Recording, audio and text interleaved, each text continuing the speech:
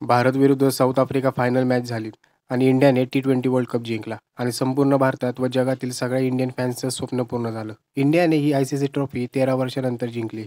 खूप प्रतीक्षेनंतर आपल्याला असा आनंद क्षण अनुभवायला मिळाला. पण वर्ल्ड कप जिंकलो खरं, सगळे भारतीय खुश आहेत. पण 3 गोष्टी अशा घडल्या ज्याने प्रत्येक इंडियन फॅन दुखावला गेलाय. नक्की कोणती गोष्ट आपण जाणून घेऊया.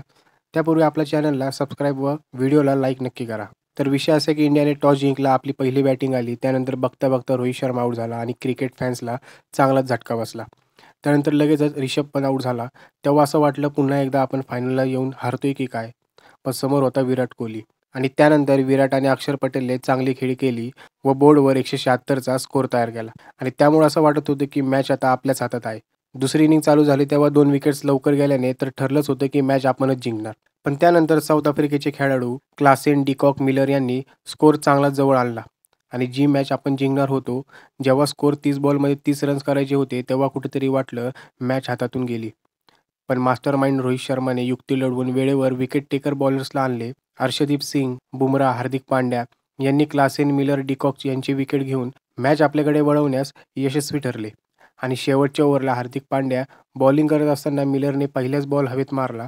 सगळ्यांना वाटले की षटकार जाणार, तेवढ्यात धावून आला तो सूर्यकुमार यादव व त्याने उत्कृष्टपणे कॅच घेत मॅच पूर्ण फिरवली आणि 13 वर्षानंतर T20 वर्ल्ड कप भारताने जिंकला. आणि जेव्हा पूर्ण भारतात आनंद साजरा होत होता, तेव्हा दुसरीकडे विराट कोहलीने इंटरव्ह्यूमध्ये सांगितले की हे माझं शेवटचं वर्ल्ड कप आहे. मी T20 फॉर्मॅटमधून रिटायरमेंट घेत आहे. पराभव झाला असता तरी मी निवृत्ती जाहीर करणार होतो आणि त्या मागोमागच रोहित शर्माने सुद्धा प्रेस कॉन्फरन्समध्ये निवृत्ती घेण्याचं जाहीर केले. रोहित शर्मा म्हणाले, हा माझा शेवटचा T20 गेम देखील होता.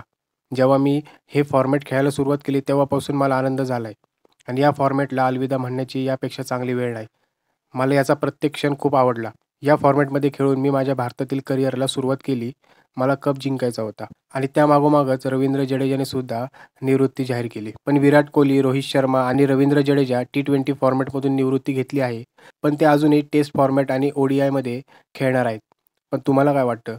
रोहित, विराट आणि जडेजा 2027चा ODI वर्ल्ड कप खेळायला हवं की नाही? तुमचं मत काय हे आम्हाला कमेंट बॉक्समध्ये नक्की सांगा.